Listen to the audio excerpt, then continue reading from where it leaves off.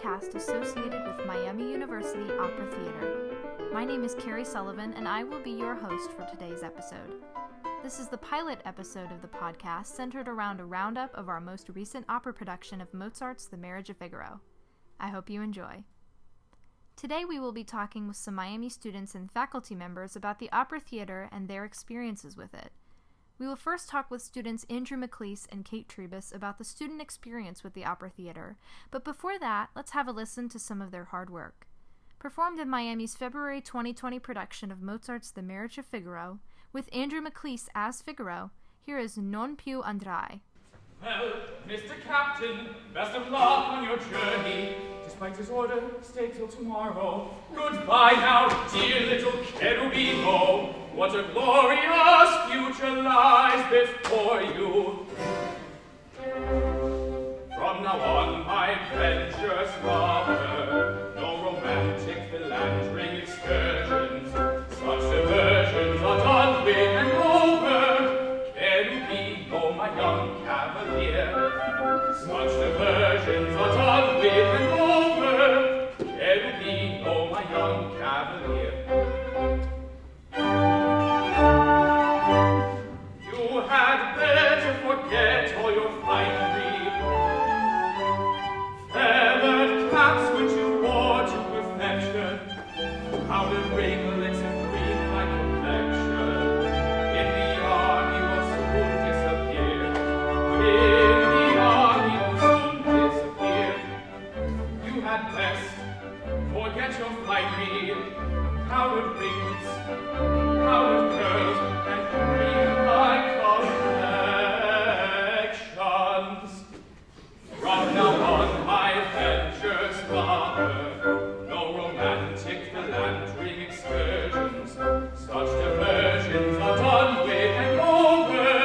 Cherubino, my young cavalier. Such diversions are done with and over. Cherubino, my young cavalier. Off the soldiers crossly swearing, long mustaches proudly bearing, with the rifle and the saber, in the army you will labor. Trumpets clashing and helmets flashing, lots of fame, but not much money, but not much money, but not much money. And instead of minuetting, through the mud you stand a-sweating. Cherubino, want to glory and to fame. Cherubino, want to glory and to fame. Want to glory and to fame. Want to glory and to fame.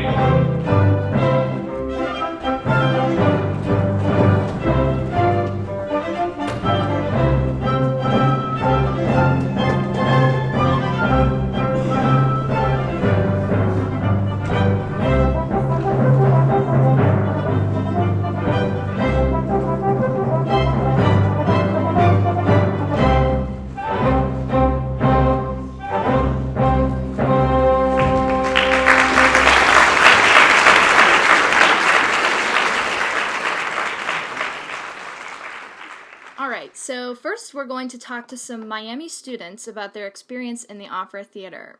I want to start by having you two introduce yourselves, so tell us your name, your major, your year in school, and maybe some highlights of your favorite roles that you've done at Miami. So I want to start with you, Kate. You go first.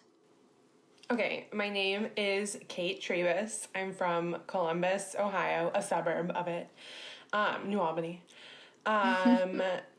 Okay, I am going to be a senior, which is illegal. And, okay, wait, a vocal performance major. I played Miss Pinkerton in The Old Maid and the Thief my sophomore year, and Marcellina in The Marriage of Figaro last year, 2020.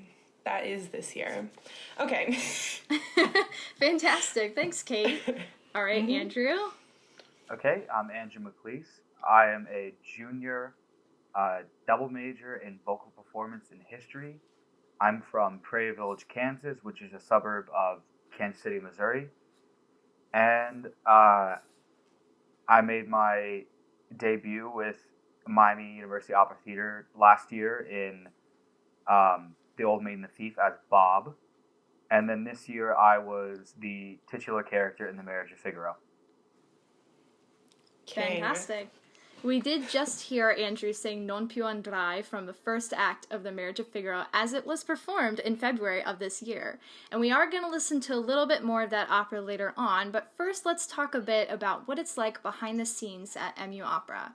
Whoever wants to answer here can chime in whenever, by the way, but so the first question is, from a student's perspective, how does the rehearsal process look from start to finish? So we really, all our operas are in the late February era, but we really begin in mid-August once we find out casting, and then immediately kind of get to work memorizing the score, and usually spend the entire fall semester memorizing our parts so that when we go back for the start of rehearsals themselves in mid-January, we can hit the ground running and start working on scenes and stuff. And usually, day to day, when we're in those rehearsals, it's a mix of kind of blocking and review until we can get bigger and bigger chunks done all at once. Like most recently with Figaro, we would go scene at a time, and then maybe 2 or 3 weeks in, we got to the point where we could run an entire act slowly, but we could do it. And then got to the point where we could do the entire 2 acts before intermission, take a break, and then do the following 2. And then began just full runs of the show. So it's kind of a periodic progression of just getting more and more and more done. Fantastic. I would agree. I'm glad you agree, Kate. I'm really glad. I'm glad you guys did the same opera at the same time. Yeah. I also would like to know if there is a social aspect to being in these productions. So what does that look like, and how does it affect student life in the voice department?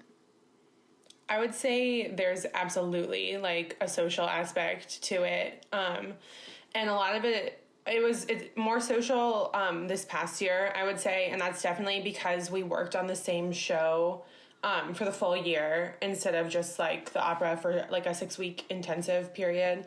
But definitely like we would rehearse on Fridays, and then we would like go bowling or go out to dinner, or first semester a few of us would go out to Skipper's on Wednesday nights after our long opera rehearsals, and just have a chance to like debrief about the week and talk about anything that's like not necessarily related to the opera. So that was super fun, I would say.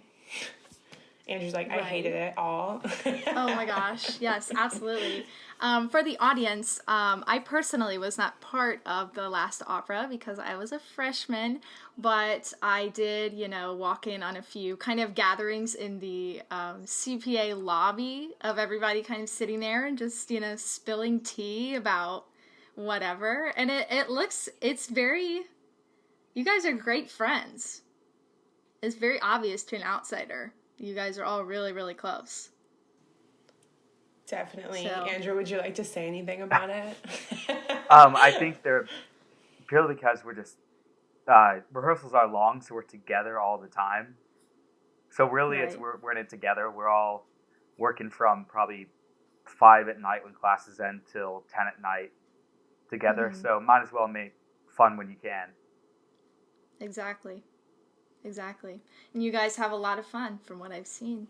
Yes. So onto a little bit more of a serious note. How does being in the opera or Grand Night affect you as a person, musician, and or student?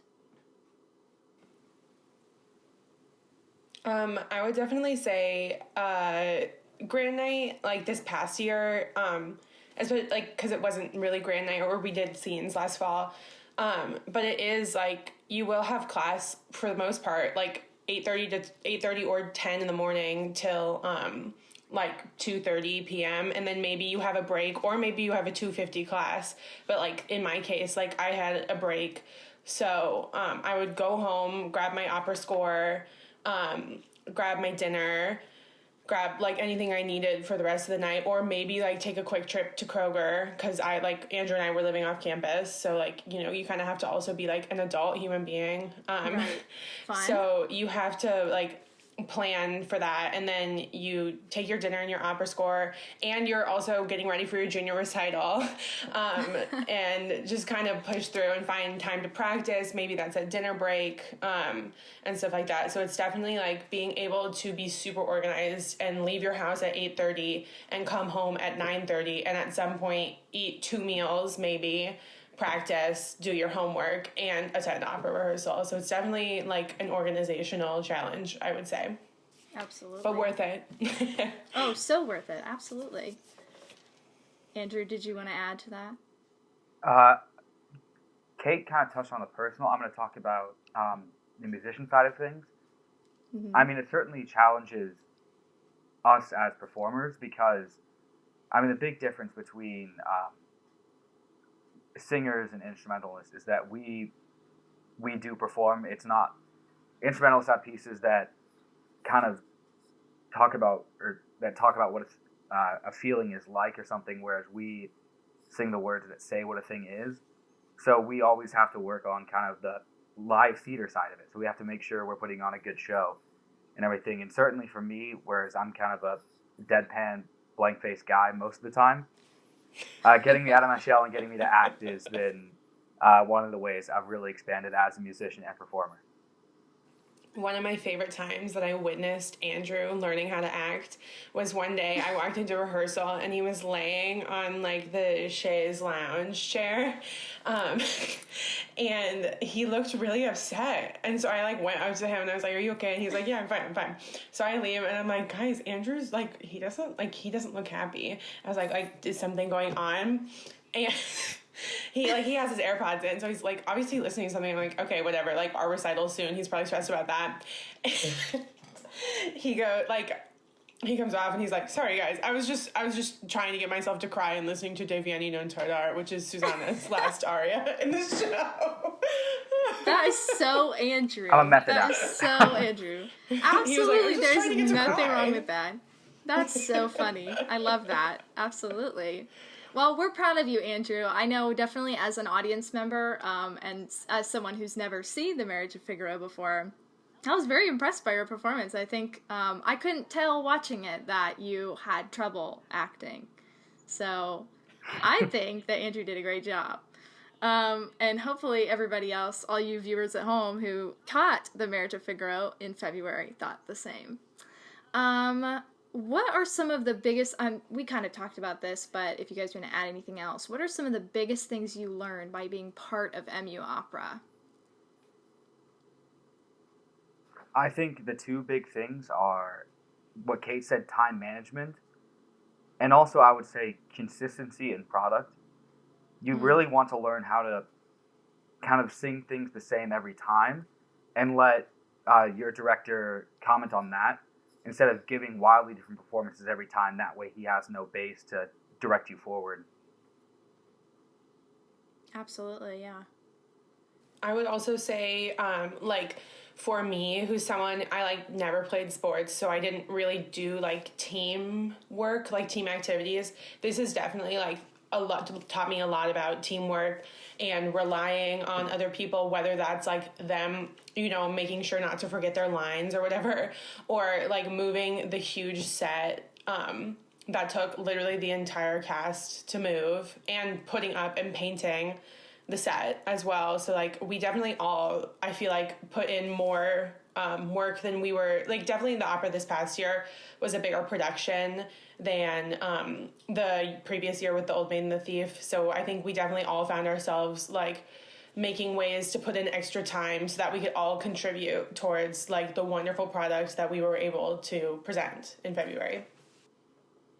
Yeah, that's really great that, it's fun. I assume it's fun. I hope it's fun for everyone. But It's something fun. It's horrible, right? No, it's fun, and it's something that contributes to your abilities as a performer, and it's something that prepares you for a future career in performance, but it's also something that kind of makes you into a better adult and teaches you skills that maybe you didn't pick up in high school or that you were never exposed to before. So it's definitely, it sounds like a great thing that our students get to do, and we're very grateful for it. All right, well, thank you so much, Andrew and Kate, for talking to us today. All right, so next up, we're going to hear another selection from the February production of Marriage of Figaro, sung by recent graduate Claire Barker as Cherubino. This is Voi che sapete.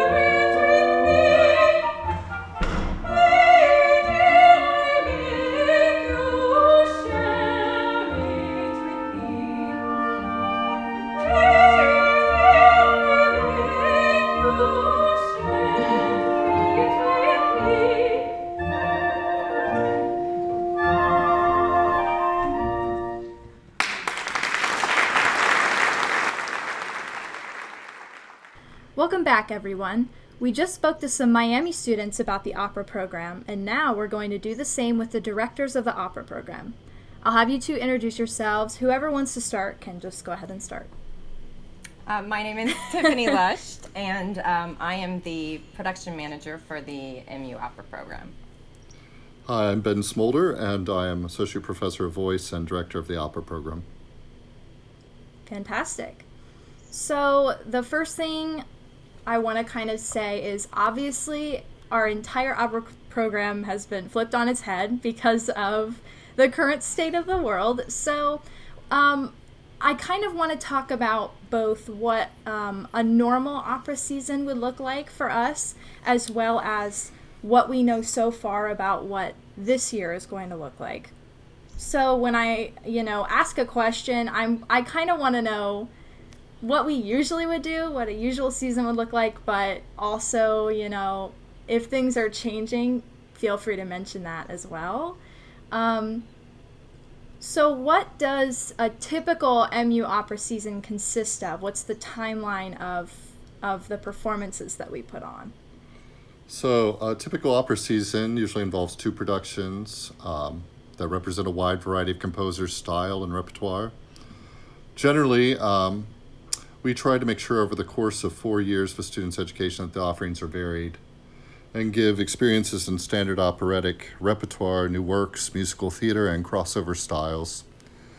Included in this 4-year rotation is a highly popular cabaret-type production celebrating the Great American Songbook. Also, there are courses in acting, professional development, collaborative projects, and opportunities for the student to assume roles as assistant director, conducting, stage management, marketing, and some basic lighting and sound design. So over the past few years, we presented operas by Mozart, Massenet, Menotti, Kurt Weill. We've done a musical by Sondheim, as well as workshopped a new opera based on Ray Bradbury's Martian Chronicles in collaboration with Theater C in New York. So typical season is pretty varied, and like I said, over the course of 4 years, we try to provide a variety of experiences for our students. Fantastic. From the perspective of a director, and this is pertaining to the actual opera in the spring, since Grand Night is not going to happen this year. How do you run rehearsals from the very first to the very last one, and what is your strategy to put the opera together as efficiently as possible? Well, and Tiffany, feel free to chime in anytime. Okay. I think like most great art forms, opera requires a great deal of preparation and planning. And when the audience member comes to see an opera in a standard form, they're really only seeing the tip of the iceberg.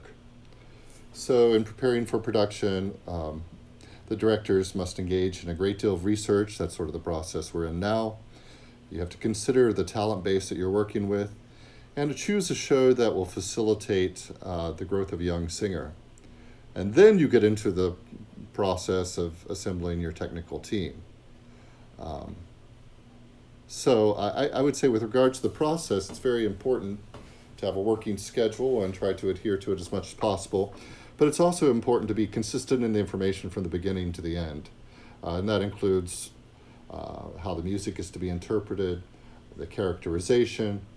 But, with regards to the efficiency of rehearsals, I think that we're more concerned about the process that the students develop while they're performing in the opera. In fact, I would say that's the most important thing. So we take our time to help the students develop their own process and how to develop a character and how they're going to work as professionals in the future. Therefore, our fundamental goal is to really work hard in the trenches to help young people at the infancy of their artistry. I would agree with all of that. Also, I would say we typically are actually talking the year before about the shows that we're considering, and then that's very much influenced by the students that are coming in. I know that Ben tries very hard to make sure that he picks the right piece to showcase the students that we have in the program at the time, and that will offer the most growth for those students. Rehearsals are a little different because there's generally big casts and lots of school conflicts that we have to work around. So sometimes you have to sort of compromise between, as a director, what you feel would be the most efficient way to run your rehearsal, and then sort of try to marry that as best you can with what students you're going to have available at certain times. And you may not always be able to work in the chronological order that you may want to. You may have to sort of bounce around a little bit from scene to scene, whereas if you just had an open rehearsal schedule with everybody available, you might be able to do that a little differently and more in the chronological nature of the way the show's supposed to run. Absolutely. So I do want to, this question is obviously for you both, but it's more of a Tiffany question, I would say. I'm interested in a little bit about the technical side of MU Opera. Obviously, it's an incredibly complex thing, and we don't, have time to go into all of that. But just on a surface level, who makes up your tech crew? How do you keep everything running smoothly backstage? What sort of technical assets like lighting design, sound design, set design do you typically use for the production? So what does that kind of look like? Well, my position, which this will be my second year, my position was actually created to help streamline that process and then put some of that process into place. The opera program up to this point has been very much been finding very proficient people in their fields to collaborate with him to run the program. And so bringing me on board to sort of help with that administrative part of the pre-production process. My background is a little bit in all the different kind of technical areas, so I get to kind of work as a liaison between all of these designers that we hire for each show. We don't really have a quote-unquote tech crew per se. There are some technicians that we work with on a regular basis because we have a great relationship, but things like lighting designers and set designers and those positions we really look at on a show-by-show basis and sort of look at what the show entails, and then we try to find the people that would be appropriate for that show to bring it best to life on stage. Mm-hmm. If I could chime in, there are every opera program in every university has its difficulties. Some of them are fully supported by a shop that's building all their sets. They have costumers in the building. At Miami, we don't have that support, but we are very fortunate to have the support of the William E. Schmidt Foundation and a number of funds that were created by opera lovers, such as the Jim and Reese Scott Opera Education Endowment. And so this allows us the benefit. Sometimes it's a negative to not have your team in-house, but sometimes it's also a benefit because it allows us to continually build new collaborations, as Tiffany was saying, with world-class Absolutely. professionals in design, lighting, and sound. And, when you come to a production of Miami, you can look at the set and think, oh, this is quite glamorous. But what the truth of it is that it's not glamorous at all. It's very difficult work for the students who are there for every element of the production, from the marketing Right. to the assembly of the set. But I see this as a great benefit because many of our students will one day be asked to produce a show, handed a book, and told to go for it. So this kind of education can be invaluable in the professional world, whether you end up in education or whether you end up as an artist. What we're finding in today's current climate is that the more multifaceted you are as an artist, the your actual rate of return is probably going to be better because you'll be a more valuable commodity. For sure. Absolutely. So obviously it's a bit of a work in progress at this moment, and things are sort of developing by the hour. But at this moment, what plans do you guys have in terms of MU Opera responding to the COVID-19 pandemic in the 2020 to 2021 season? Well, we're very proud of our plan going forward. Mm-hmm. As these are unusual times and the art of singing has been deeply impacted by the safety concerns related to COVID, turns out singing is a great way to catch COVID. Of course. So our plan is to fully embrace this unusual time by providing experiences that fully engage technology, streaming media. We're going to reestablish some connections with some of our successful alumni and engage our students to think outside of the box. For instance, this fall we'll engage in a process course that will provide experiences in collaborative arts, the basics of marketing, professional development, and creation of online media. And then the opera will present a production this year that's a departure from traditions that one typically associates with an evening in the theater. We'll be rehearsing outdoors while the weather permits, and then we'll begin the process of recording the work in a safe environment with the students' health as our primary concern.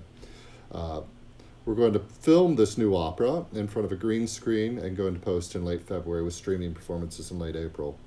So we're still 2 weeks away from announcing the season, but we're excited that the project will provide us the opportunity to, again, fully embrace making art in a new way. And our hope is that the learning outcomes will provide experiences for our students as they think about their careers in this new time. So. I agree, and I would add to that fact that I think it's an interesting time and an opportunity for us to look at the genre of opera and what is popular culture now and find a way to marry those two things. There's been a lot of talk over the years of opera being a dying art form and that the audience, there just isn't an audience for it anymore, but I think there absolutely is. And this is a unique opportunity for us to do a more modern version of something that we hope will appeal to a much wider audience. And we're hoping that it'll be a blessing at the end of all of this that we get this unique opportunity to try to do that. Exactly. There's definitely that stereotype that opera is, stuffy and it's for old people. Yes. And, it's hard to pull an audience when you're on a college campus and people have that kind of perception of the art form. But, as horrible as this pandemic has been, it really is giving us a unique opportunity to kind of refresh the art form. Absolutely. And get the student body aware that we're even here in the first place, but also what we do and the talent that we have. And so it'll be interesting, but it'll certainly be a lot of fun. So I'd like to we sort of answered this question here and there, but I'd kind of like to summarize by asking, what are some of the biggest things students learn or that you hope they learn by being part of opera at Miami University? So we're very proud of the program and the education that we provide at Miami University. We are not a conservatory, so this allows us to operate with a slightly different perspective than simply producing young artists. And that means we provide opportunities for students to learn alongside professional directors, designers, sound technicians.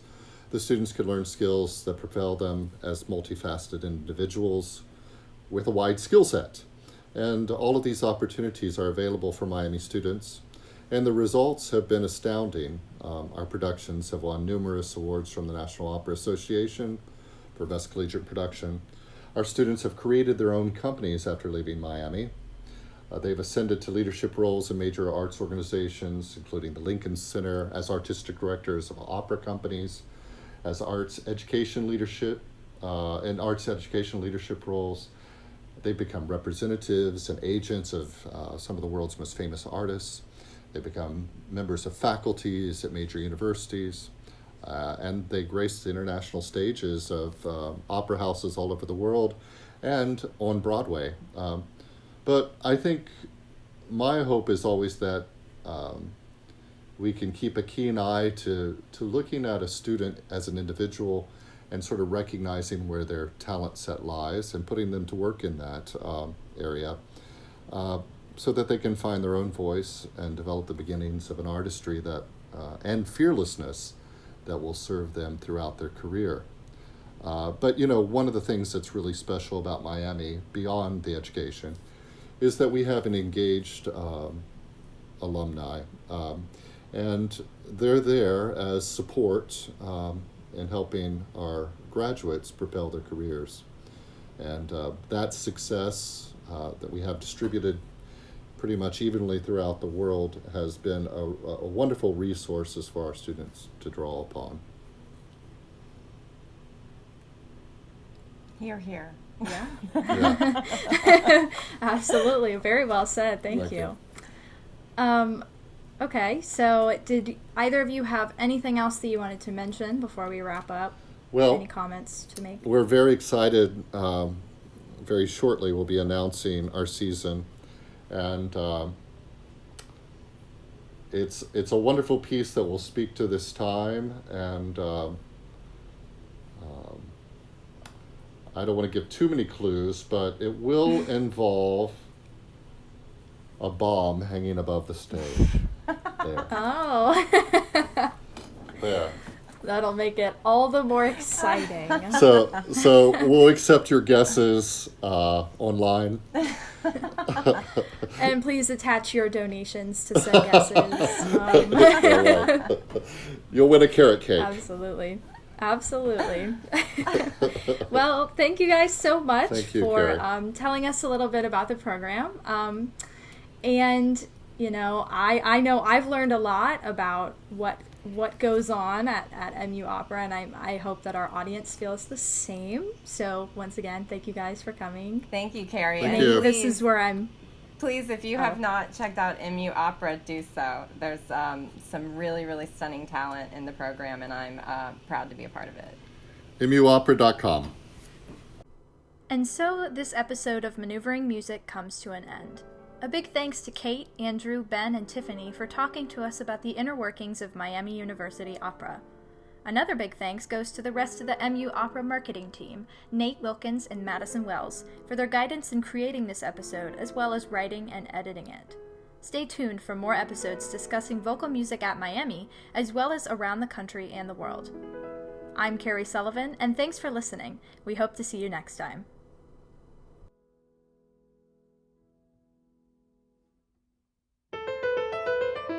Maneuvering Music is a student production in association with the Miami University Opera Theater and Miami University Department of Music. Our introductory music is the Fantasien Fugue in A minor by Johann Sebastian Bach, performed by Peter Bradley Fulgoni. Thank you for joining us.